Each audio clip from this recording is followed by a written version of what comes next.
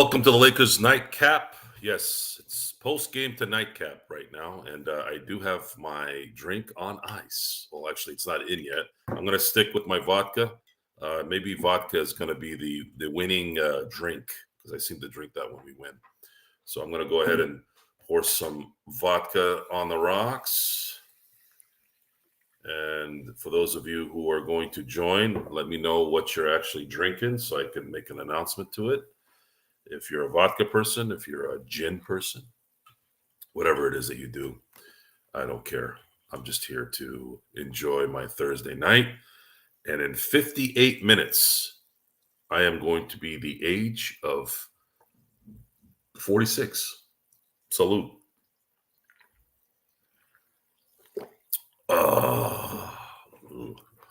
Straight vodka is kind of tight. Well, anyways, topic of discussion.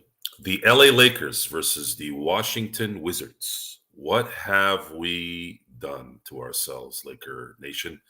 We have allowed ourselves to watch, what is it now, 61 games and won, where are we at right now? 34 wins? Let's see where we're at here. We are at, why can't I find it here? Let's see, where are we? Okay, so there we are. So Lakers have won 33 games. We're 5 games above 500 for the first time since December 13th. And we got Denver coming Saturday. I don't know what you guys' plans are yet, but Saturday's going to be a tough one, boys and girls. It's going to be really tough. And the Lakers, in my eyes, are due. They're due to get this win. And I know tonight's game wasn't a good precursor to that, but in defense of the Lakers tonight, it was the back end of a back-to-back. It was also the fact that I saw the Wizards play better basketball than I had seen them all year round. Again, I've maybe caught a couple here and there, but that's about it.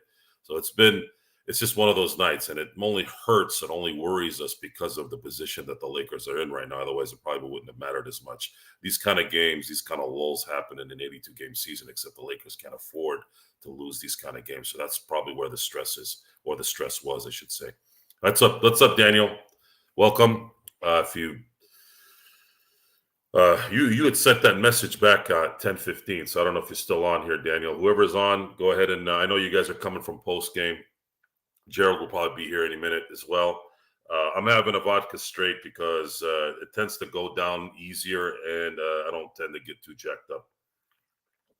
Hey, Darren, what's up, brother? Yeah, we're talking about the Wizards game tonight. It was an encouraging. You know what? I got to do that, Darren. I got to probably pop up a wine bottle here. Maybe I might do that on Saturday, especially if the Lakers win. I might do that. Let's put that on the back burner. Of course, I might drink it even if they do lose. I don't know. We'll wait and see. I'll play it by ear. But the game was.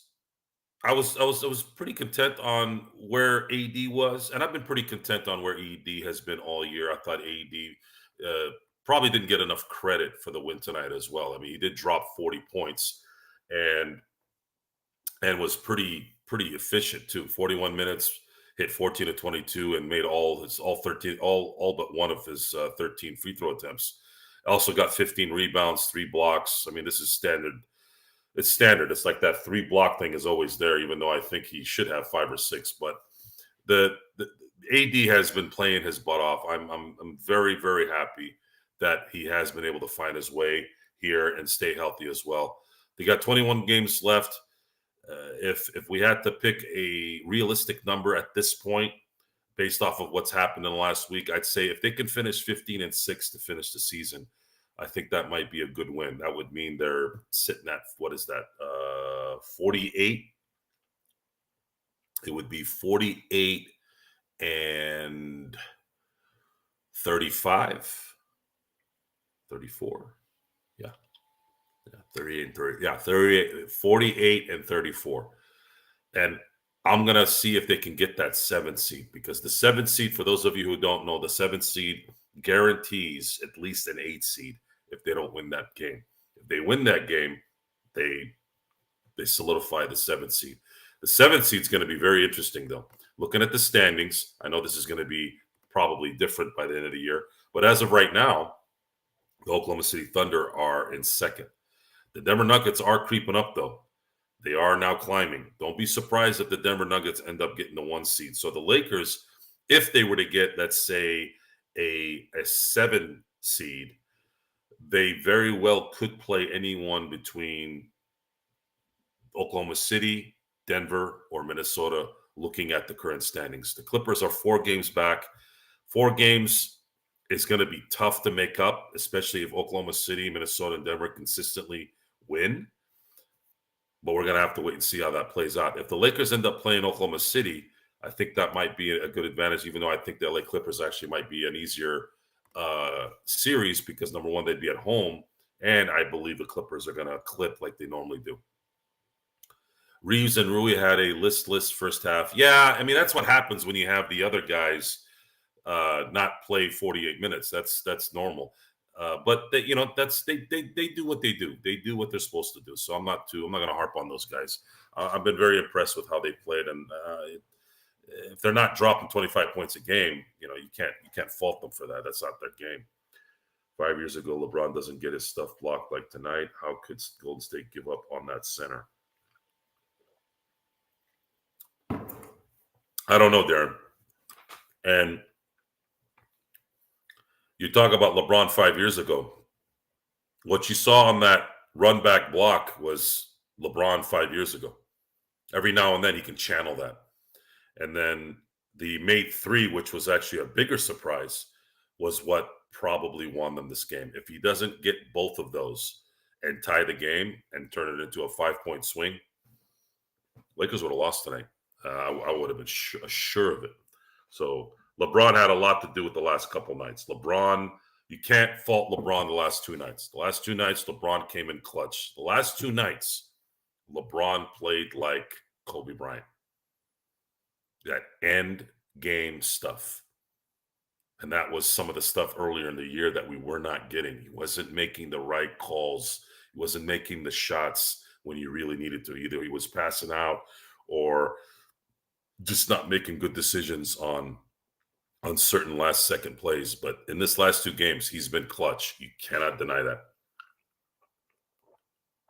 I actually thought the shot went in. I saw the net go like this. I thought he had dunked the ball before LeBron got there. I don't know who moved the net where it looked like he made the shot, but I thought he had dunked the ball. The fact that it got blocked was pretty phenomenal. I was too busy kind of comprehending the fact that they had made the dunk before I realized, wait, he didn't make it. Avid traders. If Lakers move to 7th seed, they would still have to win 1 play-in game, but they would have 2 chances to win 1 game. Yeah, they'd have to win 1, and then if they win 1, they solidify 7. But more important than that is, and I believe that whoever they end up playing, I think they'd win that game if they're the 7th seed. They win this if they get the 7th seed, and they play Oklahoma City or the Clippers. And maybe even Minnesota to some degree, although Minnesota's going to be tough with Anthony Edwards playing the way he is and Karl Anthony Towns. And, of course, we're going to have to see how Gobert plays with this team in the playoffs because Gobert usually gets exposed in the playoffs. But if they play anybody but Denver in the first round, there is a small chance. There is a small chance. I just don't know how much. I think worst case, they probably get beat by 6 games if everybody's healthy, or they somehow find a way to win. Let's see. I'm getting a call here. What's going on here? Got interrupted there. Got a call from somebody late at night. Usually I don't get calls like this. So Lakers, again, win 134-131 in overtime. They go 3-1 in overtime. So they've been pretty good. Didn't have a lot of games in overtime, but they've been pretty good here. 3 games out of 4. Those are easily could have been 3 losses. So that's good on the Lakers' part.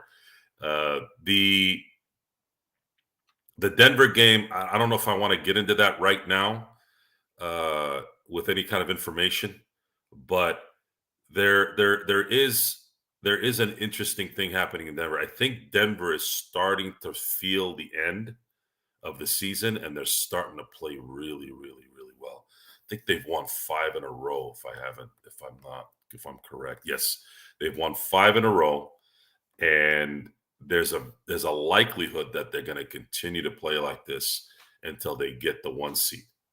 And if they do that, that means they will have coasted again. Even though last year they were at the 1 for a while, and they kind of laxed maybe 3/4 into the season. But then now they've kind of started that at the beginning, and now they're like, okay, we're going to ramp up, seal off that 1 seed, and then call it a day. Because if you do that, you're going to have Denver in the first 3 rounds in Denver, and that's a difficult task for any team because of the elevation over there. And then they'd have to play, let's say, Boston in the playoffs, or I should say in the finals. Then Boston would probably have that, because I think Boston's going to have the best record in the league before it's all said and done. Jay, I don't really have a reason to rant today.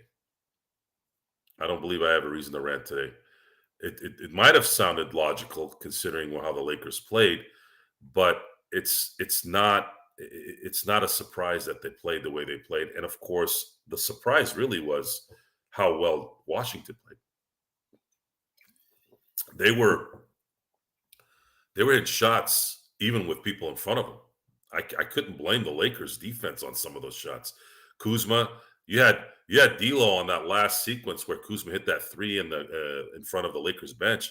Dude, D'Lo was stuck on him like Velcro, and then as soon as he got the ball with just a tiny bit of space, he just shot over D'Lo and swished it. You can't stop that. I don't care what kind of defense you're playing. You can't stop that. And the Wizards were making those shots. You had Jordan Poole hitting almost logo threes. You can't stop that if the guys want to take the shot and make it. They were hitting bank shots in for threes. They hit 17 threes tonight. You can't – not all of them were wide open either. You're talking about maybe half of them were just skill above defense. That's it. And of course, Sean, that's always the case. It's always been that, by the way. This is not something new. Teams play better against the Lakers than any team in the NBA, no matter how bad they are. I think the frustration, though, tonight was the fact that they had to deal with it. I think that's where my frustration was. I was more in that mode of, really, did we really need to see the Wizards play their best game now? Is this really what it's about? Is this really what we want to do? Is this really what we want to deal with? So, yeah, I don't know. I don't. It doesn't matter. It's done. They won. We need to go on with our lives, and we're at that point now where we're just going to do our thing. And our thing right now is we have a gauntlet that they have to run. They have all playoff teams coming up here, guys, or at least high play-in teams. They're going to earn this sucker, man. If they get a 7th seed even throughout the next 21 games, they will have earned it, because they're going to have a gauntlet at home, and then they got 6 straight games on the road right after that. It's been a very, very weird schedule. Very, very, very weird schedule. And it's not for the faint of heart. The Lakers are going to have to play 48 minutes of hard, tough basketball.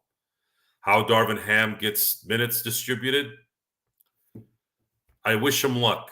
I really do. I wish him luck, because he doesn't have a lot of tools in that box. He has a starting 5, and then he has to cross his fingers that guys like Jackson Hayes, Dinwiddie, and Taurean Prince can throw in at least 7, 8 to 10 points every now and then, here and there, when guys are sitting.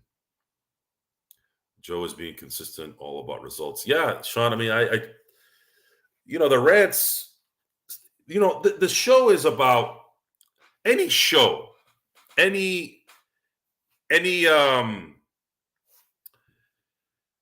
entertainment.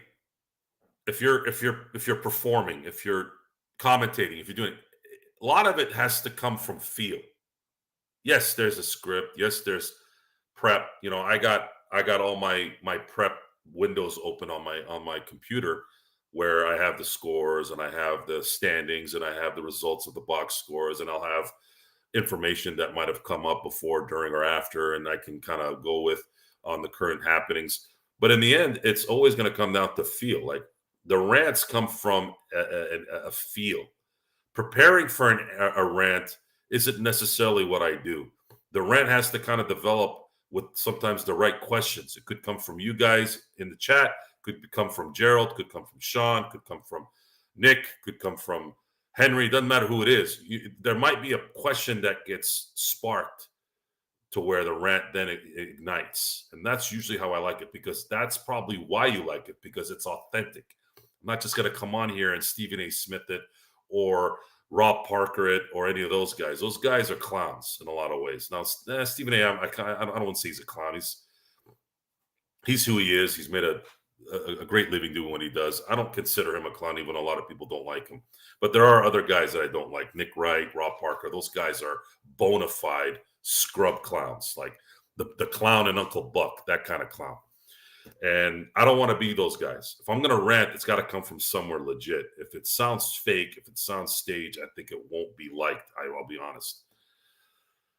The rant comes from within. That's good, Gary. I'm gonna put that on a shirt and not wear it.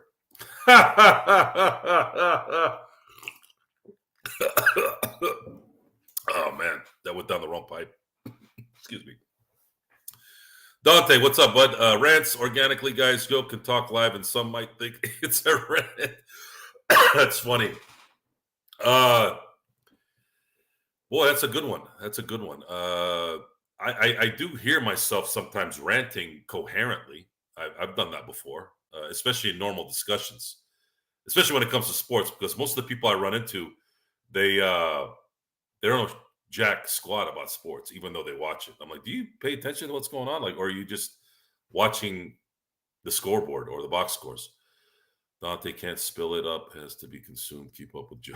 It gets it. So I guess rants come when Lakers lose. Middle Eastern blood helps a rant. Yeah, that could be it, because most Middle Eastern people are already hotheads and they don't pay attention to things. But I'm not one of those. I might be Middle Eastern, I might be a hothead, but I know exactly what I'm saying when I'm hot or cold. You can't get into that habit of being uncontrolled, because then you start saying stupid things that aren't true because you're all into your feelings. Yeah, that's not going to work with me. Favorite Middle Eastern food? Geez. Really, honestly, I don't have one. All of my mom and my aunt's food. We're talking kebabs and particular dumplings and sauce and grape leaves and things like that. It's, if you ever go to a Middle Eastern place, you'll just look at the menu and you'll see a bunch of stuff that I grew up eating, and that's probably everything that I'd like to eat. I actually did watch. Sean really intrigued me with some of the discussions or some of his interpretations in the last episode. It's funny, Darren. I have a friend named Rafi who's Armenian, and while he's not from Glendale, he's from Turlock, California, where we grew up. He lives in San Diego now, or Vista, which is north of San Diego. There are a lot of Rafis out there. Yeah, his name is Rafi Nazarian. I can't get more Armenian than that. But yeah, I was watching Made in America, which is the last episode of The Sopranos, today after I got home from work, and a lot of the things he said were very intriguing. So if you guys are Soprano fans, and if you want to get really in depth on how David Chase kind of painted that whole episode, you'll start seeing some things that make sense in terms of what was going on. Sean's interpretation was that last episode was a dream, and then once the dream ended, that was him dying. That was kind of how that kind of played out. For me, I had suggested this last night. I thought that if there was a certain angle that David Chase could have gone to on that last shot, it would have explained what happened a little bit better. And then I think it wouldn't have been as controversial of an ending. But I think David Chase got what he wanted, if that was what he wanted. Again, you never know these days. Sometimes things happen by accident. But he got what he wanted in that it's still being talked about, 17 years later? Shoot, I remember that day like it was yesterday, man. 17 years went by like this. Filet mignon, kebab rice. Yeah, filet mignon kebabs are amazing because they melt in your mouth, especially if you cook them right. And then the grilled peppers and the tomatoes, and then you get the lavash. You put it all in the lavash. You really carb up when you eat that food. And then it's game time, baby. You're eating that, and oh yeah, it's good. Jerry Tarkanian, Andre Agassi, Armenian, if not. Well, Agassi is half Armenian, half Assyrian. Agassi is the Assyrian side, his dad's side. But people don't know what Assyrians are typically. They're a small sect in the world these days, even though they were the first. They were technically in some cases, most cases, again, this is just me doing the history on it. Register first, like those people were the first registered civilizations in the world. But he's just as much Assyrian as he is Armenian. But it's much easier to tell somebody he's Armenian. Ooh, you have an argument there, Darren. You have an argument, and I'll tell you why. Steffi Graf in 1988 won the gold Grand Slam. I think she's the only one that's ever done it. So she won the Australian, the French, Wimbledon, U.S. Open, and the gold medal that year in the Olympics. Pretty phenomenal. I don't think you'll ever have a year like that. My favorite player, and my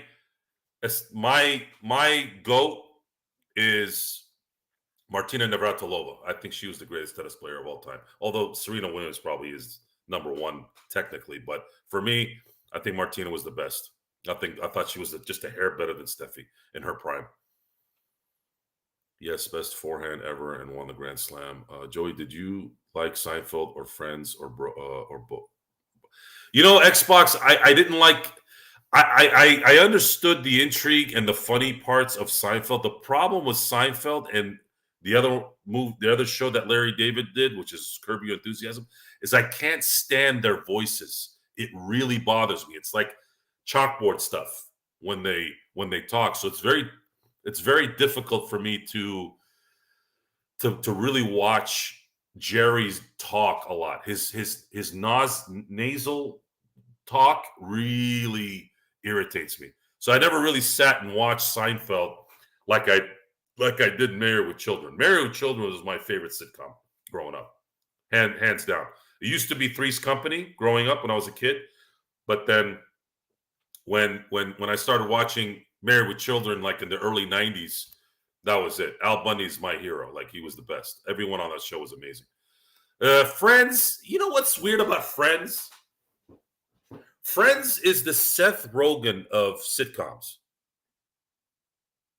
You might be wondering what the hell that means. Some of you might know what that means.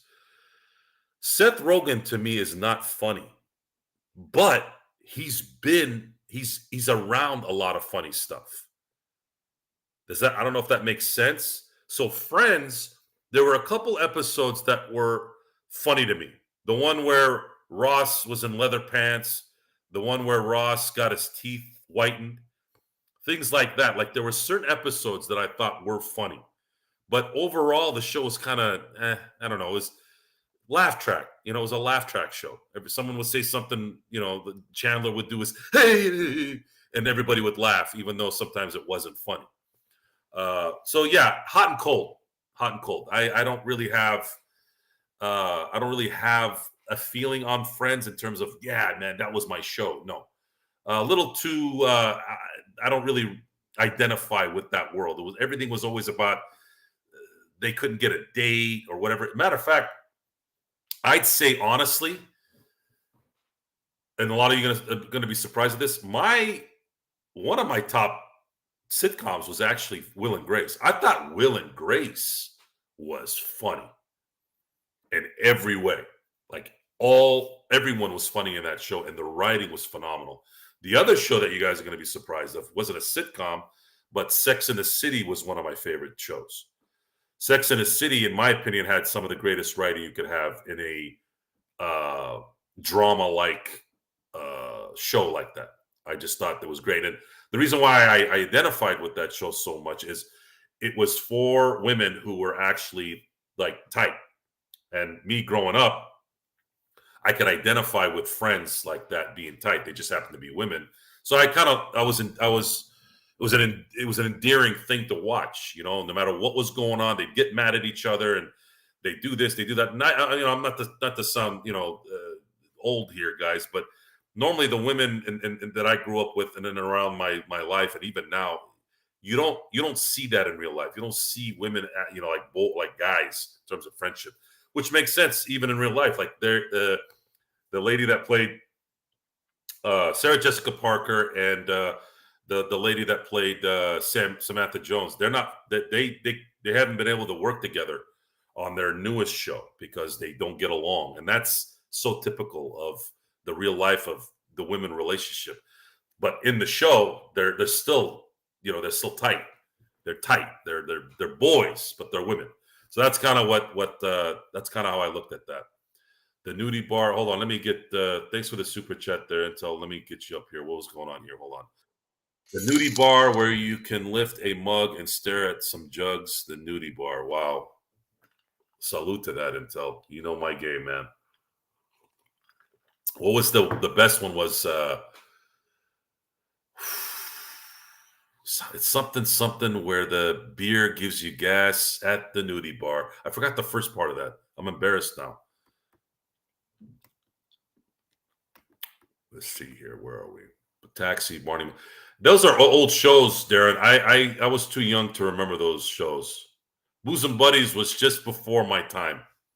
I've seen clips of it, from reruns, but the show only lasted 2 years, so you couldn't really get invested in that show too much. Oh, where the beer gives you gas and the Bundys kick ass at the nudie bar. That was the best one. All in the Family. All in the Family was the precursor of Married with Children in a lot of ways. Not the same in any sense, but in terms of the star guy being the cynical, whatever. Of course, a lot more belligerent at that time. Things were different at that time. Cheers to Carol O'Connor, man. He was a stud. Two hit shows too, In the Heat of the Night and All in the Family. Where the beer gives you gas, but you can stare at some ass at the nudie bar. That's a good one too, That's a good one, Intel. That's one you made up, right? That's the one you made up. So, anyways, so going back to the Laker game again, Lakers win 134-131. They beat the Wiz in their first matchup of the year.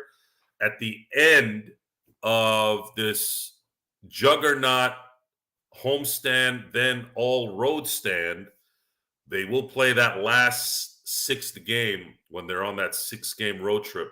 The last game is in Washington on the back end of a back-to-back, just like tonight. The only problem is the night before they're playing Toronto. So they got to go to Toronto, which is already a pain in the rear end. Then they got to fly to Washington to finish that off. So if Washington wants to get some revenge for tonight's game, that's probably going to be a good time to do it. How the Lakers, we're going to find out after that game. We might find out before then, but for sure, we are going to find out. This is my prediction. We're going to find out after that Wizards game where the Lakers are really going to be at the end, whether they're going to stay at the 10 or the 9, or they somehow creep up to the 8 or 7. It's going to be a tough road, guys, but we're going to be here. We're going to have our shows. We're going to have our drinks. Salute again. And try to enjoy it as much as you can, guys. I think one thing that you do have to appreciate, you can't lose this, is we are watching two great players play for the Lakers. And you want to remember some of these games. I know regular season games are not supposed to matter, but appreciate LeBron James. And I know I'm hard on him sometimes. It is what it is. We're hard on the people we like sometimes. It's how it works. We're hard on people in our families. We're harder on our friends. Now, I don't know LeBron. I don't know AD and any of that, but I do feel like there's a connection there being that they're Lakers and we're Laker fans. But when you're the responsible one, there's more pressure on you. There's more pressure to perform. There's more pressure to make the right decisions. So it may sound like you're getting on those guys, but a lot of you guys need to understand. Not some of you guys in here, but there's been some comments about how, you didn't give this guy enough credit. You didn't do that. Look, I'm not doing that on purpose. If I didn't say what you wanted me to say, that's not my intent, especially when it comes to that. We all know LeBron doesn't come in 2018. We don't know what the hell the Lakers are doing right now. They could have been the Knicks of the 2000s for all we know. And that is scary. It was looking really scary for a while there. We're talking about the 17, 18, those years, even the year Kobe played, it was a disaster. They were losing and losing and losing, and I couldn't handle it anymore, man. I finally I had a 10-year run where I hadn't missed a game. I couldn't stop. I couldn't watch it anymore. This was, I think, D'Angelo's first season with the Lakers. I just couldn't. Right around this time, actually, I just stopped watching every game. I just couldn't handle the losing. So again, we appreciate LeBron for coming to LA because he did change the trajectory. He obviously brought a title. AD helped bring AD here too. And the Lakers at least won a title with these guys. I just wish they would have stuck with what they had instead of thinking that the grass was greener on the other side. And if they had done that, I think there would have been a better chance of this team being able to continue a possible AD LeBron dynasty run. But it just, unfortunately, we couldn't get that wish. Now the only way this changes is if by some miracle LeBron can continue to play like this for at least 2 more years after this, and they get the third guy in the summer. But who do you get? Who do you get? Who do you get that would make that much of a difference? And can you stack this team with some depth on top of it and go after it again next year and then maybe the year after that? Because I truly believe LeBron is going to ask for an extension, and I believe the extension will be a 2-year extension after this year. So it's going to be next year and then the year after, because he's going to opt out. My guess is he'll opt out of this contract and then extend it for 2 years, or on top of whatever was going on this year. That's just my guess. The reason why I say he might do that is if he feels like he needs to give up some money so Jeannie and Rob can go get somebody, then that would make sense. But if he doesn't take a pay cut, then I don't know how the hell they're going to be able to bring a third guy and have depth. So, there's a lot of things there that we'll probably be talking about here in the next few months anyways. But right now, Lakers win 134-131. They're second this year in terms of winning both back-to-back games. This is the second time they've done it. So good for them, even though they stretched it a little too long. Let's segue to the Dodgers a little bit, guys. So the other day, Ohtani played his first game, ended up striking out his first at bat, ended up getting into a double play on his second at bat, but getting an RBI in that sequence, and then hit a home run on his third at bat. And that was his only at bat at the time, and he hasn't played since. And then you had Yamamoto, I believe it was yesterday, who pitched 2 scoreless innings with 3 strikeouts. So right now, based off of just the little work that the Dodgers have shown here, it looks like these guys have some stuff. They have some ability here, obviously, and I'm looking forward to hopefully seeing Ohtani. He's going to be hitting second, which means Freeman is going to, I guess, he's going to be hitting 3. How that plays out, I would say maybe it's good or bad. I don't know. I guess we're gonna have to wait and see. But you have a lineup. You have murderer's row of the 2024 era. You have Mookie batting leadoff. You have Ohtani at 2, and then you have Freeman at 4, and then they're probably going to switch off Muncy and Will Smith as the cleanup guys. Right now, I'm not very happy with Will Smith. I haven't been very, very, very happy with Will Smith at the plate, especially the last 3-4 years. His OBS is continuing to go down. It's not going up. And when you hit cleanup, you need a guy that can get some extra bases. So I'm hoping that he can get out of that funk. And I know his next contract's coming up here soon. So I'm going to hope that maybe his agent or somebody can pump him up a little bit so he can be effective. Because if he can clean things up, then this team is unstoppable at that point, especially if they have at least 3 solid starters the whole year. Glass now, Yamamoto. I don't know if it's going to be Bobby Miller. I don't know if it's going to be Gavin Stone. I don't know. We're going to have to wait and see. And the Dodgers have also left themselves some room in case during the trade deadline where they can maybe bring in another starter if they have to. Bullpen, I'm pretty happy with. I think there's a lot of promise there. I'm happy with Phillips, obviously, if he's continued to be the closer, or if they end up getting somebody at the trade deadline. Either way, the Dodgers are in a very good position here to obviously do well in the regular season. But at this point, we're burnt out from the regular season, especially the Dodger fans. We need playoff wins and World Series wins. Actually, we need World Series titles. The Dodgers have to win at least 2 to 3 the next 5 years with this team. That's it. They have to make up for at least 3 titles that they should have had. Now, one of them wasn't their fault. Those cheating, lying pieces of shit in Houston screwed that up. And then the year after, the Boston Red Sox did some cheating as well, not as extensive as Houston. So we're never going to know what that could have created had they won in 17 and 18. But they need to get that. They've invested $1 billion on these guys, and it's time that they now really put this together. They have these guys in their prime. They have these guys in the best positions possible. So it's going to be very important that the Dodgers have to put a bow on this with titles. They cannot get swept in the first round or losing 4 in the first round anymore. Those days have to go. And they can't lose. They can't lose. They have to win multiple championships. And I'm talking about 3 and 4 the next 6-7 years at least. Got to be the Yankees of the late 90s. Got to be the Yankees of the late 90s.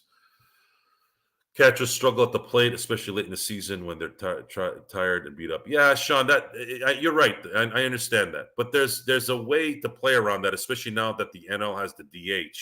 Granted, Ohtani's going to be the DH this year. But if you ever sit him down, then you can put Will Smith at the DH. There's a little bit more flexibility now. Plus, when you have Kershaw pitching, Austin Barnes is usually the catcher there. So Will Smith doesn't have to play more than 120 games during the year. So and he's a young guy. I think you can work around that. Hey, Joe, do you think the Chargers will win at least one Super Bowl in 5 years? Wow, that's a great question. Great question, Jay. When Harbaugh went to Michigan, I thought he'd win a title within the first 3 years. Well, 9 years later, he finally won his title. Justin Herbert, I believe, is the reason why Jim Harbaugh came to the Chargers. Obviously, the LA factor, him understanding that, Southern California. The Chargers are just a couple players away and good coaching away from being a problem. Yeah. It's an interesting division, though. It's a division that you have Mr. Patrick Mahomes and the Kansas City Chiefs. And the Kansas City Chiefs won a Super Bowl on a down year. That's how good Patrick Mahomes is. So if the Kansas City Chiefs hit on, let's say, 2 in the draft, 2 game changers in the draft, they are going to be a problem. Whether it's at receiver, whether it's at running back, whether it's at linebacker, or it doesn't matter. They get the more talent they can accumulate without having to put max money in, you are going to have a problem with KC because Patrick Mahomes just refuses to lose. He finds a way. There's just some guys that find a way to win. Whether it's fair, whether it's circumstance, whether this team did this, whether that team did that, doesn't matter. He always seems to be in an area where they win. And the only time they didn't win the Super Bowl was when half his line was injured the 2 weeks before in the AFC title game, and he was playing on one leg, and of course he was playing against Tom Brady with a stacked defense. Yeah, you might as well call it a day at that point. You're not going to win that game. So other than that game, he has been in the game the year before then. He had one of his edge rushers step into the neutral zone, and had that not happened, I think Tom Brady threw an interception on that play. That game would have been over. He would have been to 5 Super Bowls at that point. So he's lost to Joe Burrow barely. He lost to Tom Brady in the Super Bowl, and then he barely lost that game to New England. The first year he was a starter. Even when he loses, it's like you got to get this much ahead of him to get him. Otherwise, he's going to win. So Jim Harbaugh he's a Super Bowl away from being Pete Carroll. Now, can he win 2? Can he win 3? The only thing that sucks about the Charger thing is I wish they were in San Diego. I'm a guy that lived in San Diego for 13 years. I'm still sort of there. I'm only about, technically, in terms of city limits, I'm only about 22 miles away. It just sucks that San Diego doesn't reap this benefit. LA has enough football. You have USC, they have UCLA, they have the Rams. I just wish that somehow the city of San Diego would have voted for a stadium so that the Chargers could stay there. But Spanos had burnt them so much. I can't really blame them for not wanting it either because they didn't want that guy there anymore. That guy stole money from them. Anytime there was non-sellouts, the city would pick up the tab to fill up the seats. So it just got tiring after a while. Perfect. This extra sauce, Canadian bacon. What are we talking about here, Intel? I haven't been paying attention. How the hell do you people eat pineapple with pizza? Really? I took a bite of that stuff. I was like, really?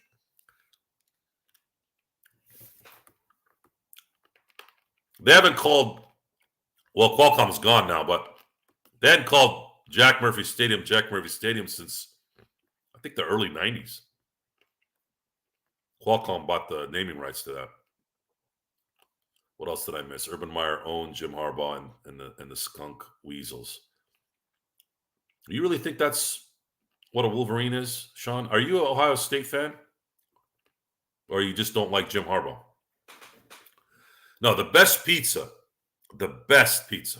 is pepperoni, mushroom, with jalapenos.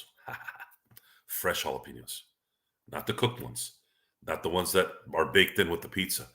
It's the fresh ones. So what I'll do is I'll get pepperoni and mushroom, and then I'll slice up fresh jalapenos and put on top. Freaking phenomenal. If you want to put a little red pepper in there, that's fine, but I think that's overdone. Oh, Sean, you're an alum. Oh, man. So, speaking of Ohio State, you guys, between the portal and some of the recruiting guys, gee, is Ohio State's year next year, Sean? What do you think? There's the papers say Ohio State right now. I think Ohio State and Georgia are going to be a problem, like they've been. But I think Ohio State might have went up a notch a little bit from the recruiting and as well as the transfer portal. I think you might have something. I just wish my favorite coach of all time is Nick Saban. For those who don't know, and I was there unfortunately when he coached his last game. I have family that are huge Michigan people. I was born in Detroit, suburb of Detroit, a town called Royal Oak. And a lot of my family had stayed in Michigan when my parents migrated west when I was young. So when they did migrate eventually to the west, they obviously kept the Michigan roots. So I was there at the Rose Bowl when they played Alabama. I think Nick Saban made a mistake by giving the ball back to Michigan after they tied the game. I thought that was a bad call because they had momentum at that point. Had he taken the ball and scored, I think they would have applied. They might have had a better chance at scoring and then putting the pressure on Michigan to score.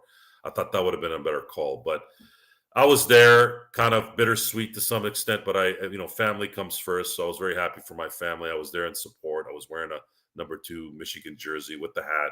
And it was crazy. It was absolute pandemonium. It was one of the best sporting experiences I ever had. That stadium was butt cheek, ass cheek, hips, knees to everyone for almost 4 hours. It was a really, really good experience. And of course, ended up being a national title for the Michigan Wolverines, and of course, a very happy family. Sorry, Ohio State. You guys will probably have it next year, though. Saban is a West Virginia native and went to Kent State. Yeah, Saban is an Ohio guy. I mean, that's kind of, he coached at Cleveland, went to Kent State. It would be like me being a Southern California guy, even though I wasn't raised there. So I'm from somewhere else, like he was from West Virginia, but his kind of like rep is Ohio, and then of course Alabama became his final destination, and now he's a he's really a god there, and I just wish he hadn't retired. I don't know why he retired, other than maybe he got tired. I don't know what, but I thought he had a few years left. But maybe he thought, you know what, man, I've won 7 national titles. How much more do I want? Would have liked to have seen him go out a champion, but again, it would have been at the expense of Michigan, and family comes first. I'm happy for my family that Michigan won. But Sean, you guys look good next year. I think you guys have a really good shot at taking it. They're talking about a 14-game playoff too.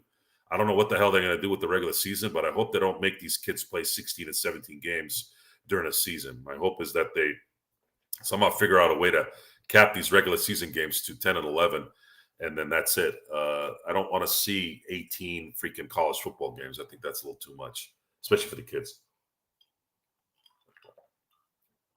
Yeah.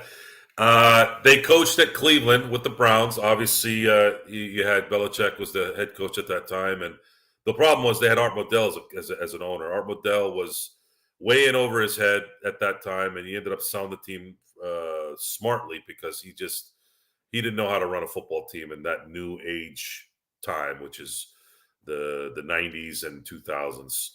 But had Cleveland not run into that problem financially, they probably I would say if Belichick had found a quarterback and was in Cleveland, he probably would have had some success there instead of having to go to New England, in a second stint. But something we'll never know. We're still talking about pizza and pineapples, guys. Is that what we're doing? What the hell? Stop encouraging such mental illness. What is going on here? So who's the one that likes pineapple? Heard affair, you like pineapple on pizza? What when you see what was it, Deadpool? Remember he ordered the pineapple on olives, the two things I cannot stand on a pizza? He ordered it. Pineapple, but he made it look good in the movie, so I don't know. But no, guys, who started this? Seriously, is it really like somebody in Hawaii started this, or is that just a myth? How do those flavors connect? I tasted it. It doesn't taste right. It's not so bad until I usually do not order, but I eat it. Okay. Only Canadians like pineapples on pizza. That's a little judgmental, no? A little generalizing there, Hernan? Or Intel? Not an olive man either? Ooh. Well, hello. Hello. Look, it says Joe Soro. It's talking Yes. to Joe Soro. Talking to Joe Soro indeed, but now he's talking to Gerald Glassford. There you go. Okay, hold on. He will be. Let me redo it. Hold on. Gerald. Oh, here we go. There we go. Good. There we go. You good? You happy? Yep. What's going on? Oh, somebody got Straw Hat Pizza. You guys have Straw Hat Pizza? Wow. Straw Hat? That still exists? Yeah. So your name is Gerald Glassfo. Okay. That's your new name. No, that's Glassfo. Round Table, we only have one in Las Vegas. It's like tucked away, but it's been there for years. It is really good. It reminds me of the Round Table in Cali. So yes. Jeez, I didn't even know. Is that Michael Rappaport? I only wish I had his paycheck for all of his residuals for all the movies he was in, Parker, but no. For who? They thought it was Michael Rappaport. Oh. It's supposed to be like really high pitched. Yeah. Now he's an NBA guy. He's a Knicks fan, huge Knicks fan. Wow, I didn't even know Straw Hat still was. I love pizza, Darren. I saw pineapple in the chat. What was a pineapple jalapeno, I think, earlier? So they have Chino. There's one in Chino. That's the closest to me so far. Type of Straw Hat? Yeah. Yeah, I thought that was dead. I thought they got bought out by Pizza Hut. Yeah. Wait, they're opening another one in Bakersfield. Well, I'm certainly not that, Parker. So, sorry. Wow. What's a Straw Hat? 28 locations. Straw Hat Pizza was a pizza chain, larger pizza chain back when Joe and I were much younger. I'm sure I would go there after the soccer games because I played soccer as a kid and we would go there all the time. The huge arcade, really a lot of fun. Good pizza. So Michael Rappaport is a fascist now? I guess so, according to Parker Woodley on Twitch. Thank you So for watching on Twitch, by the way. So why is he a fascist? Isn't he? I thought he was a Knicks fan. So does that make him a fascist if you're a Knicks fan? No. Oh, okay, I don't know. What does he get? What are they talking about? The Gaza thing? Like everybody's a Gaza expert all of a sudden now, right? Is that why? Oh, he supports the Israeli genocide. I don't want to even get. I staying away from that one. Most likely because you cannot say one thing that's not going to piss somebody on one side or the other off. So yeah, I'm staying. And that's my question: is most of the people who getting angry have no idea what the hell they're talking about. Staying away from it. I'm staying away from it, Joe. I really don't want to get into that. Well, here I'll end it on a good note, or not really a good note, but guys, you could scream your heads off on either side. It'll never stop. Oh yeah, that's that conflict. Yes, I think that's something we all agree on. That conflict will continue on long after we're dead. It will never go away. And it's be careful not getting suckered into the charade. It's a charade, especially the college protesters. Well, a lot of the protesting used to be about something, but then what it turned into eventually was I want attention. That's what it's turned into, especially at college. A bunch of college kids who's got loans whose taxpayers paying for their loans, and also parents paying for their loan. All of a sudden, they have a voice. Joe Boomer, Joe Soro, Joe Boomer. Who's Joe Boomer? Is that you mean like Joe, like a generation boomer? Yeah, I think he's talking about a generation. No, I'm not that old. Actually, it's funny you say that. I don't get along with the boomers. Well, you're going to be what 46 in 7 minutes. 46 in 7 minutes. Well, happy birthday! I hope it's a good one for you, my friend. Thank you. Despite our on-screen antics and I do wish him and his family always. Yeah, well, I like that antics. I like the antics. It makes me happy. I know you did. I know you did. Yes. Shakies, I love their chicken. It took me a little while to find it out. I'm like, oh yeah, that's that guy. Yeah. Okay. Yeah, I don't get along with boomers, Parker. Honestly, in business, like I end up talking to the late 60s, early 70s men, especially the men. They don't like my shtick. Usually, they feel Laker like this. Tom.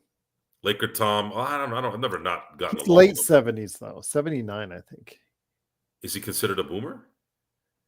I don't know. What is 79 out there? Is he considered a boomer? I don't know. Is he 79? Yeah, he's 79.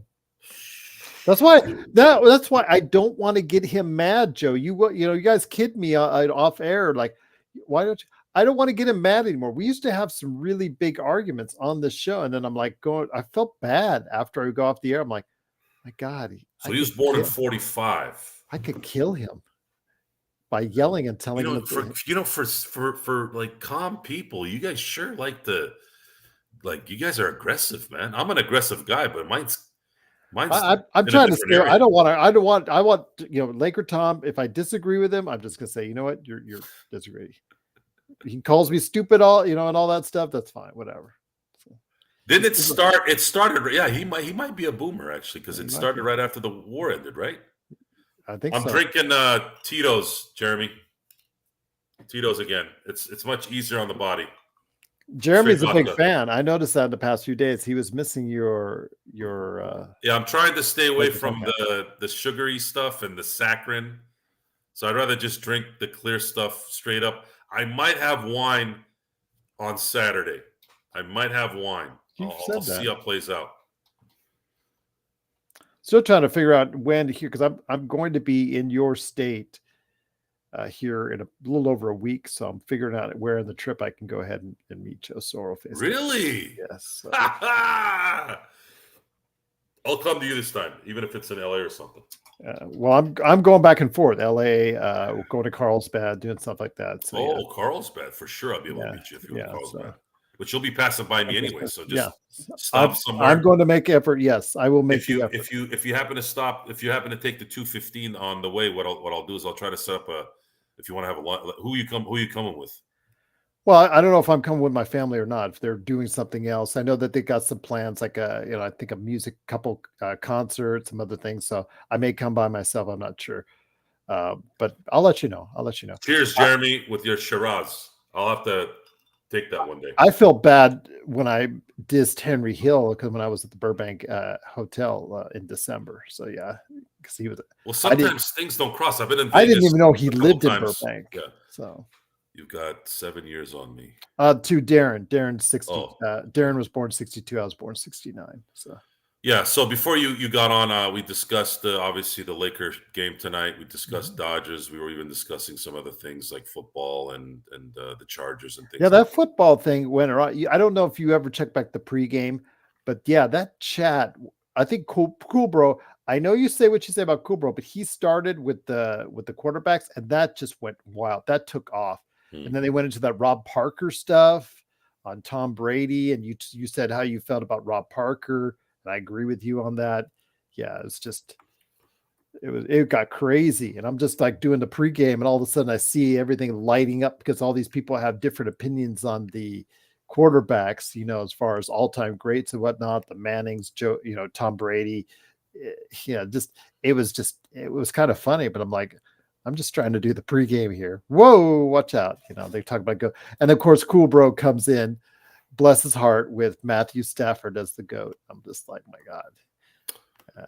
Don't be too hard on the kid, everyone. He's just 15 years old. Come on. Don't be too hard. We got to be careful of that a little bit. I know. We got to pay more attention to the Lakers. Sometimes he derails things, but you don't want to be hard on the kid, man, because then if we are mean to him at all, we're going to be the guys like, we're going to be. You can't be mean to a 15-year-old. Come on. We're not going to be doing that. Yeah. We're be like, Lakers fast break. They kicked off a kid. It's like, oh my gosh. Well, they could also say, well, what's this daycare? Yeah. What is this daycare that we're taking care of a 15-year-old on? This is supposed to be for adults. Don't get me started on that, Joe. Don't get me started on daycare. We've been dealing with the daycare issue for quite a while, and I'll just leave it at that. So, yes. So yeah, we discussed a myriad of topics. He does seem like a good kid. And I bless his heart. I hope he enjoys his high school. Let me ask you this, since we're going to just here in the last part of it, your high school experience, Joe. Do you look back on it fondly? I look back on it as like, what? There's so many things I should have done differently, maybe to make it spice it up a little bit more. Do you look back on it fondly? Yes, I do. Every year got better. Okay, that's good. That's the way it's supposed to be. Yeah. Yeah, every year got better. Junior high was fun. I went to junior high, not middle school. Junior high was 7th and 8th grade when I was growing up. Had a great time. I think the reason why it was a good experience was you started to develop. And I was fortunate enough to develop not only physically, but mentally in a way that it was obvious that there was a change, because I was a kid in elementary school that was very energetic. Let's just use it that way. I was getting detentions and, just being a normal, I guess, if my personality was now, they would think that I had ADHD or whatever the hell it is, all those stupid things, right? Yeah. And what happened was I matured. Thanks, Dante. I appreciate it, brother. Thank you, Dante.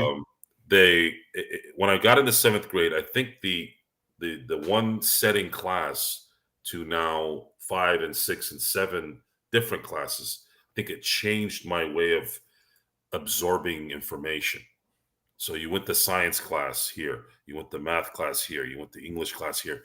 So I think it helped me retain information better by having that separation in different voices, different teachers.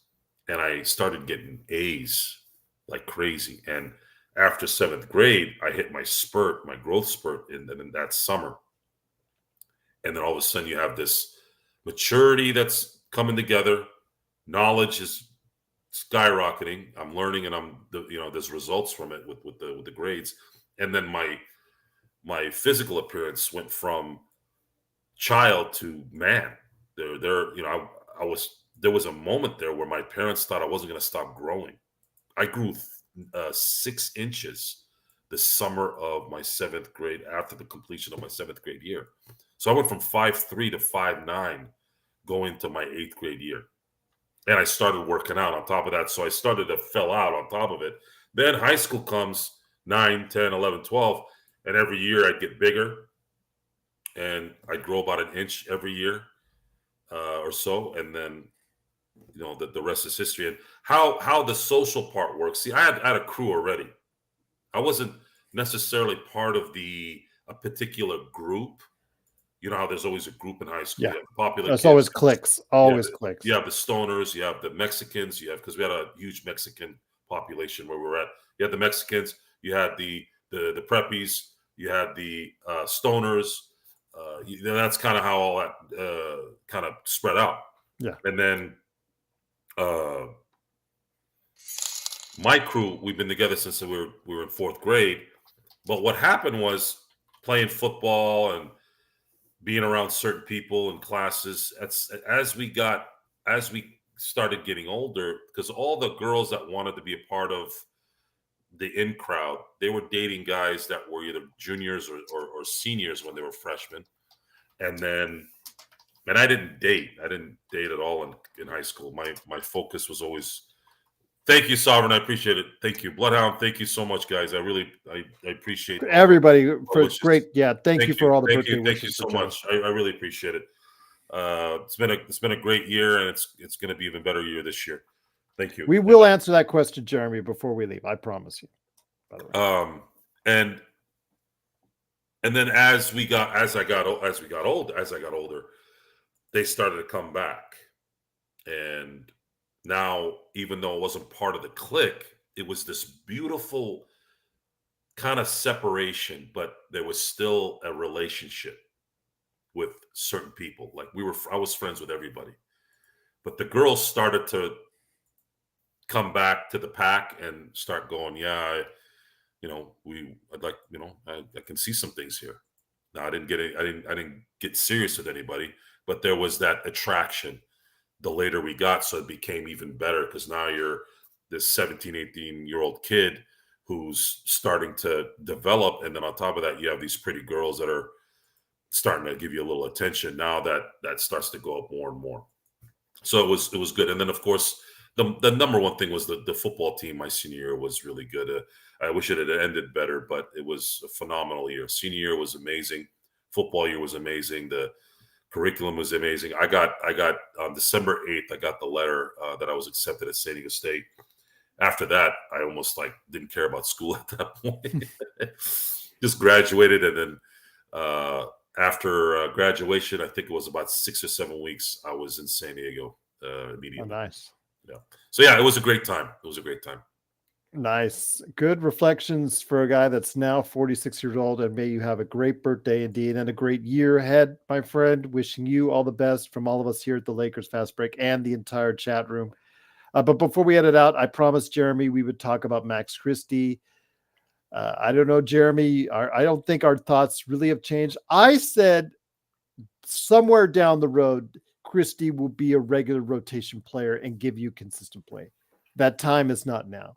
He shows you glimpses, but the problem is he just shows you glimpses, and he doesn't put it all together when the Lakers need it. And that might be the problem, because he'll be gone and playing for another team when he finally puts it together, Joe. Joe and Stone have been saying that he's not NBA material, but has that changed for you at all, Joe? No, unfortunately it hasn't. You can't shoot 42% with that particular skill, right? So let's say his skill is to shoot and play defense. For him to be a viable rotation player, he's got to shoot at least 46, 47%. At that point, 42, it's just, he's not good enough. And he's not AI where there's a lot of volume there. That's not going to work either. He doesn't control the game that well. If he misses 5 shots in a row, the other team probably goes on a 20-0 run. Okay. He's just not good enough. I don't know if he'll develop into someone who can play that well, but it doesn't look like it. It just doesn't look like it. I hope he does, though. I hope he proves me wrong. Again, I just think he will be a decent NBA role player, but again, we've seen that with the Lakers. They draft some of these guys, but they develop elsewhere and they succeed elsewhere. Well, that's not necessarily true. They got Caruso. He developed pretty damn well. Austin's developed pretty darn well. Bryant had to go to Washington before he got some play. Wagner Wagner never got a chance, obviously, but there was different circumstances there. You had to get AD at that point. Zubac's is the one that really hurts because they need that position. If they got, when you have second round picks that are starters in the NBA, especially at that position, oh man, that's a huge blow. Huge blow. But looking back on it, you remember Zubac the first few years, he was getting dunked on every other game. So I think what happened, he also had glimpses. He gave you like 20 games. But they were looking at this guy he's not tough enough. And I think that's why Magic thinks like Pat Riley in a lot of ways. Oh boy, did they, if that's the case, they called that one wrong. Look at him. He's one of the best offensive rebounders, tough inside. He still gets dunked on. But yeah, he's been a force for the Clippers on the team that, obviously has been bereft of size otherwise. So yeah, you would have had to have waited, and maybe they didn't want to wait. But the issue with that, no matter what, was what the hell did you trade him for? I understand you wanted to get something for him, but really, you're going to trade him for Muscala? And then the other trade was for Reggie Bullock, you saw where his career went. Remember that when they thought that, these two guys are going to be the keys to the Lakers' success? That was bad. Yep. That was really bad. Yep. But they aren't the worst trades in Lakers history, but they're up there.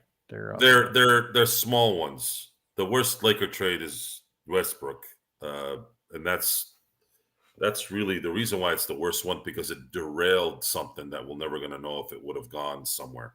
Still has effects on it. Yeah, it still has effects because you don't have that depth anymore. You had depth. You had Kuzma. Look at Kuzma. Look how well he played tonight. Imagine having that off the bench. KCP won a championship with Denver last year. Imagine having that off the bench.